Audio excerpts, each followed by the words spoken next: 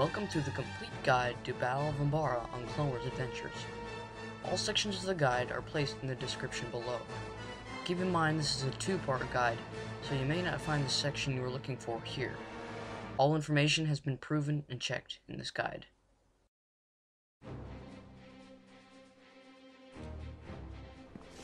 On Clone Wars Adventures, there are a total of 4 different ways of getting to Battle of Umbara.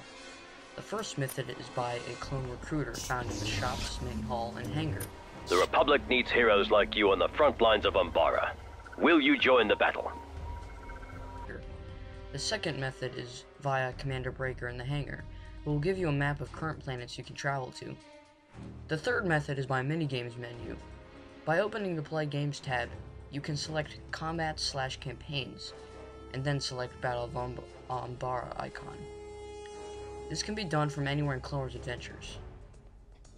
The fourth and final method is by either the Galaxy Map or Starfighter found on other worlds such as Ryloth or Iceberg 3.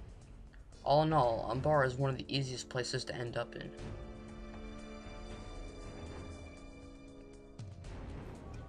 When you arrive in Umbara, you immediately end up in the Republic outpost. Here you can talk to Kix, who will be responsible for reviving you when you're defeated in combat. Our medical equipment's all up and running, sir. If you run into some trouble and get knocked out, we'll have you back in fighting shape in no time at all. In the interior is a galaxy map, allowing you to transport to any other world in Clone Wars Adventures. By the entrance to the exterior is Captain Rex, giving you a short summary of Umbara. Welcome to Umbara, sir. Before you head out into the field, would you like a quick briefing on the area? Directly north of us is a heavily defended Umbaran airfield. I understand they could use some help up there too. There's also a depot located here if you want to purchase an AT-RT to make getting around a little easier. And there are plenty of other places to explore as well. Just keep your scanners peeled out there. Umbara's a dangerous world.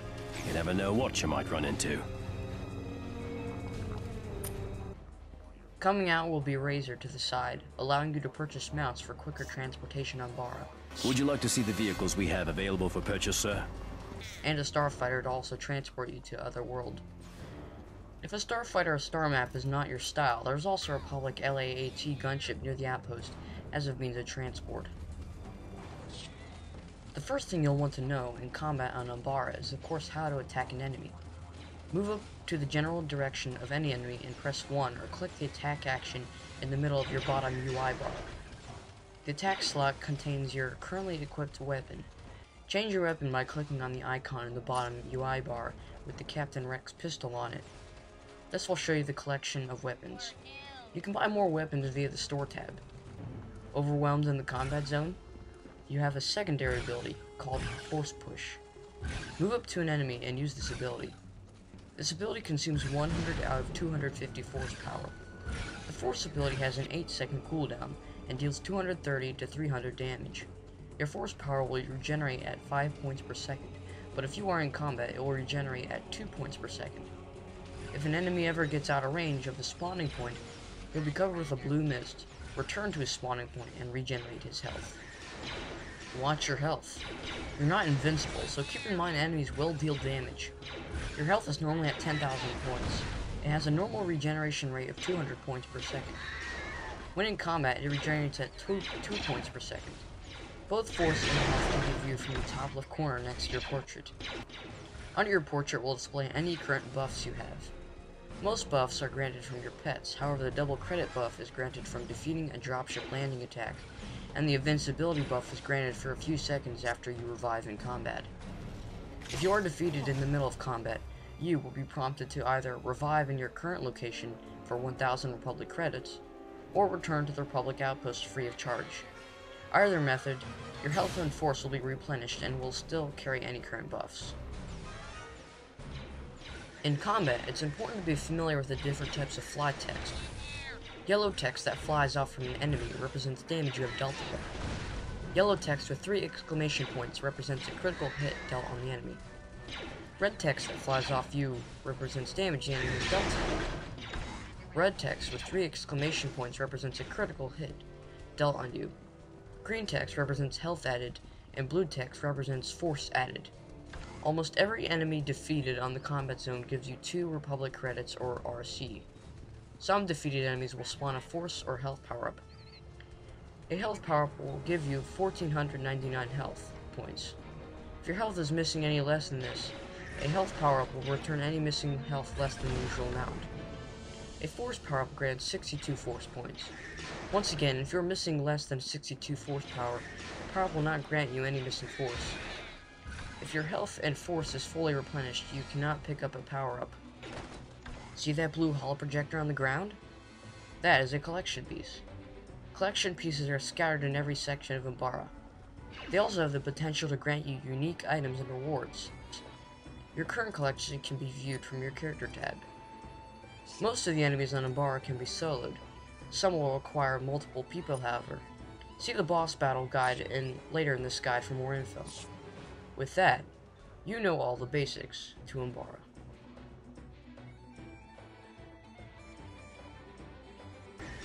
Knowing correct navigation is essential in an open-world environment such as Umbara.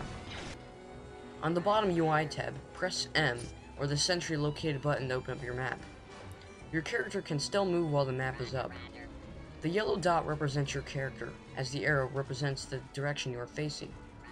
Green dots represent players on your friend list who are currently in the same server as you. Orange dots with a plus sign represent members of the squad you are in who are in the same server. Beyond that, the purple marks on the map represent points of interest. Some are mission instances, while others are locations of a dropship landing. At the top left corner is a circle with an arrow on top. Clicking on this will teleport you back to the Republic outpost. In all, there are 5 key areas of Umbara. The first is the Republic outpost, located in the top left corner of the map. The second is the Umbaran airfield, dominating the entire middle of the map. The area is filled with Umbarans and their weapons. However, moving through the airfield is worth the effort for finding collection pieces. The third area is the Rancor Forest, a flat forested area of tendrils and Umbaran plants, filled with all kinds of enemies, but also a rare ice Rancor imported to Umbara. For more info on the ice Rancor, see the boss battle section of this guide. The fourth area is the Trandoshan Settlement, the entire camp filled with Trandoshan pirates and their leader, Captain Deeb. The fifth and final area is the Sith Academy. This area is filled with dark acolytes and Sith apprentices. Here you can find the final dungeon on Umbara. Everything else is considered no man's land, filled with all types of enemies and collection pieces. Beyond the map, at the top of your screen, is an inbuilt compass to ensure you're moving in the right direction. Just make sure if you rush through multiple enemies getting to a specific area of the map, you don't lose too much of your health. Dying on the way to a destination practically makes the travel fruitless.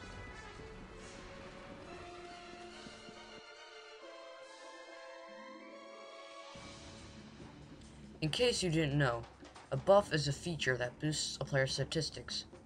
In Battle of Umbara, almost all buffs come from the pet you accompany with you. In this section, we will cover all types of buffs, the pets they come from, and how to use them effectively. The first we will cover is Defense Up, one of my personal favorites. Defense Up is basically a tanking buff, or a buff that helps you resist damage and protect your teammates. The function of Defense Up is to reduce the enemy's critical hit or damage chance and increase your out-of-combat health regeneration to 250. This buff is unique, as it has 2 uses. It may not seem like it, but canceling an enemy's critical hit will pay off in the long run, and this buff is suitable for its given name, Defense. This brings us to Elite Defense Up. Elite Defense Up will further reduce the enemy's critical hit and damage chance, while increasing your out-of-combat health regeneration to 300. The ultimate tanking buff, and is definitely worth using. Pets with Defense Up include BR3R, DU3, BOLT5. RA7 is the only pet with Elite Defense Up. Next is Force Up, which increases your force power amount up to 300. This allows you to deliver 3 force pushes without having to wait for force to regenerate.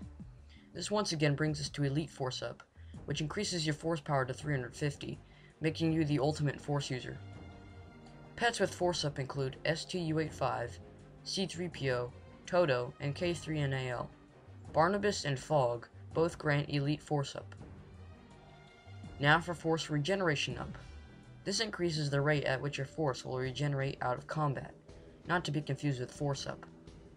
Using this buff will increase your force regeneration to 10 per second. Elite Force Regen will increase it to 15 per second. Pets with Force Regen up include Dupa, H34RT, BRRR, and Actic. Nobot is the only pet with Elite Force Regen. Next is Health Regen Up. This buff increases your out-of-combat health regeneration to 300 per second, similar to Elite Defense Up. This leads to Elite Health Regen, which increases your health regen to 400. This buff is no use in combat, but definitely helps for the speedy completion bonus at the end of a mission, considering you don't have to sit and wait for your health to regenerate. Pets with Health Regen Up include Ariel, F1V3L, Babu, and J3-3v3. IMA U5 and M1LO are the only pets with elite health regeneration. Now for Health Up, a buff that increases the amount of health you have. This certainly is very useful for rushing through enemies to a destination. That little bit of health left is what saved you getting there. Health Up increases your health to 1500. Elite Health Up, however, increases your health to 1700. Pets with this buff include Gnarls, J4CK, N3OH, and Clug. R3KT and Beeps are the only pets that have Elite Health Up. The next buff is Critical Hit Up, increasing your chance to successfully make a critical hit, or as we said before, a yellow number with 3 exclamation points. This buff isn't so useful against low HP enemies on Umbara, but much more useful in boss fights. The elite version of this buff is obvious, to further increase your critical hit chance. Pets with critical hit up include Spot, R2D2, KO5D, Phileas, and Maroke. 7-Eleven is the only pet with elite critical hit up. Now for critical damage up, which increases your chance to execute high amounts of damage within a weapon's normal range. Critical damage and critical hit are often confused, so it's good to know the difference between the two. Elite critical damage further increases chances to hit critical damage. Pets with this buff include E-Teach, R3S6, Growl, Fang, and Emily. Dot is the only pet with elite critical damage. The last buff is probably the most unusual. Speed Up increases a player's movement speed. This is perhaps useful for getting to map destinations while losing aggro from as many enemies as possible. However, this buff also applies elsewhere in Clone Wars Adventures, making it the only useful buff outside of a combat zone. Elite Speed Up further increases your player's movement speed. Pets with Speed Up include Aduelas, Vector, and Jinx. Beta is the only pet with Elite Speed Up. This concludes the pet buff guide.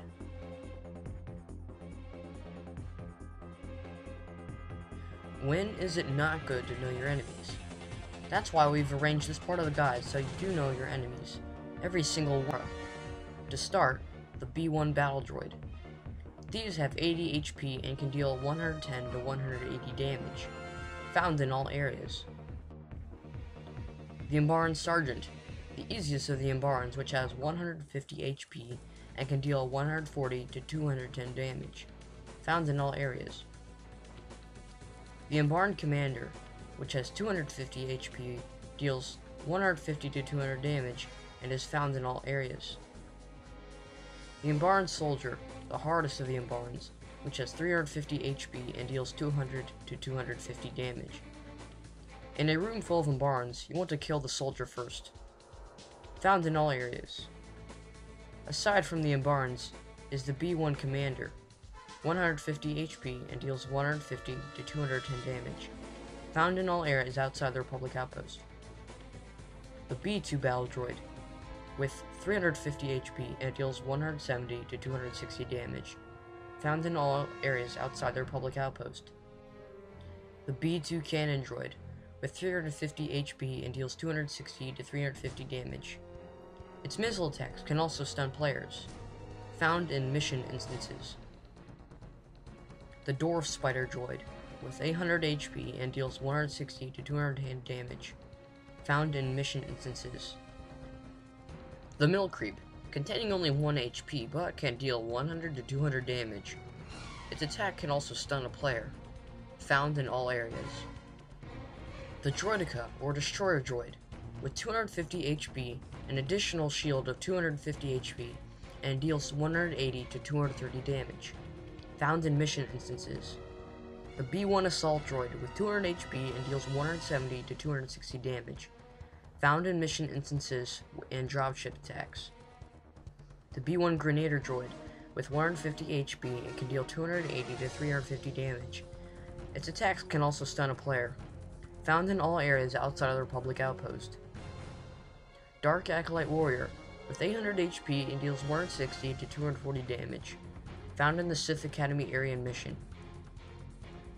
The Dark Acolyte Healer with 800 HP and deals 100 to 140 damage from lightning attacks. Their melee attack can also deal 160 to 240 damage. These enemies also have the ability to heal other acolytes for a percentage of their health, found in the Sith Academy area mission. Commando Droids with 350 HP and deal 110 to 180 damage, found in all areas outside of the Republic outpost. The Trandoshan Pirate with 350 HP and deals even hits of 200, found in the Trandoshan Summit and Bunker Krill. Now for the 3 hardest enemies of Umbara. The Dark Acolyte Elite Warrior with 1200 HP and deals 300 to 400 damage. The Dark Acolyte Elite Healer deals 100 to 250 damage through lightning attacks, but can deal 300 to 400 damage through melee attacks. Has the ability to heal even larger portion of health from other acolytes.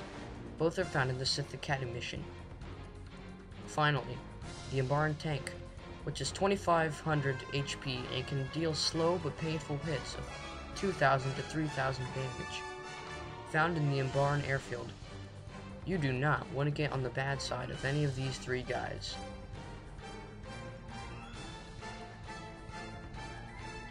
Weapons are certainly one of the less trivial matters of the combat zone. In this section, we give you the statistics on each type of weapon, unique weapons, or just flat-out worthless weapons. Let's start with the rifle. A rifle is usually characterized by this type of gun hold. Most rifles have a 1-second cooldown or reload and can deal 150 to 210 damage. The speedy cooldown added with a high amount of damage makes the rifle one of the best ranged weapons to use. The bow is a unique type of weapon, but is actually the same as a rifle's cooldown and damage. Most debates about a certain weapon versus another are pointless, considering that almost all rifles are the same. The ones that aren't are often confused for being rifles. These 2 confused weapons are the Shadowtech rifle and Boba Fett's carbine. Both are demonstrated with a rifle hold, yes, but are actually both medium blasters. A common medium blaster has a half-second reload and can deal 100 to 150 damage.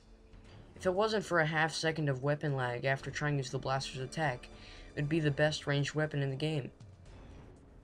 There have been a couple notable weapons discovered over time, such as Embo's bowcaster, the Shadowtech rifle, and Boba's carbine. The only thing setting these weapons apart from the rest is their inbuilt chances to score critical damage and critical hits. Next is blaster pistols. Blaster pistols are all too similar to medium blasters, since they also have a half-second cooldown and deal 100 to 150 damage. One question raised is if there is any difference between using 2 blaster pistols versus using 1. There's no major difference, however using 2 blaster pistols will increase your chance to score critical damage or a critical hit. Unless you think you look cooler with 1 pistol, you'll want to use 2. Next is cannons. Cannons are characterized by this weapon hold, but are not to be confused with a thrower weapon. The usual cannon has a 4-second cooldown and can deal 220 to 300 damage. Cannons usually hit single targets. However, when used in close range, a cannon can deal damage to multiple enemies. If you use this weapon, make sure you use it in close range mobs, such as Dark Acolytes. That's when this weapon is most useful. There's one cannon weapon that you do not want to use, however, the Republic Grenade Launcher. While this is an AoE weapon, it has a 5-second cooldown instead of 4. It deals the same amount of damage as other cannons. but it is completely inferior to any other launcher weapon. A launcher weapon has a 5-second cooldown and can deal 250 to 400 AoE damage. Launchers are the smallest group of ranged weaponry, however are very useful. You do not want to use a launcher weapon on a solo enemy, however you'll want to use these on enemy mobs, such as Dark Acolytes once again. Unlike a cannon, launchers will deal AoE damage regardless of how you use them, and will put out more damage over time than a cannon. Of the two currently existing launchers, the Turbo Laser Launcher has an inbuilt higher critical hit chance. The final group of ranged weaponry is the Throwers. A thrower weapon has a 4-second cooldown and deals 120 to 210 damage over 4 seconds. As cool looking and unique thrower weapons are, they are the worst weapons in the game. The fact that they deal as much damage as a rifle deals in 1 second, over 4 seconds, is hardly impressive. Throwers are hard to use as well, since you can only damage targets you started firing on. Now for the overlooked weapon class of melee. Melee has only 2 categories, lightsabers and pikes. First, let's go over lightsabers. Lightsabers have a half-second cooldown and deal 60 to 120 damage. The damage numbers may be low, but do remember this is melee, not ranged. Not to mention, lightsabers do have the potential to damage multiple enemies in a melee range, which is what makes them most useful. The question surfaces if there is a difference between wielding 1 saber, 2 sabers, or double saber. The truth is, there really isn't. However, just like blaster pistols, wielding 2 sabers increases your critical damage and hit chance. After lightsabers comes pikes. Pikes include weapons such as Tusken Raider Staff, the Gungan Staff, and Savage Opress's Pike. All pikes have a 1-second cooldown and deal 100 to 160 damage. Pikes are even more often overlooked and are actually the superior melee weapon. Just like lightsabers, pikes can also damage multiple enemies. Before we wrap up weapons, there are a few points I'd like to cover. The static or electric effect some weapons have when used on an enemy does nothing. It is only for looks. The same goes for the cryo cannon, which turns enemies an icy color. Finally, there is no difference between SC and RC weapons. Of course, the type of weapon.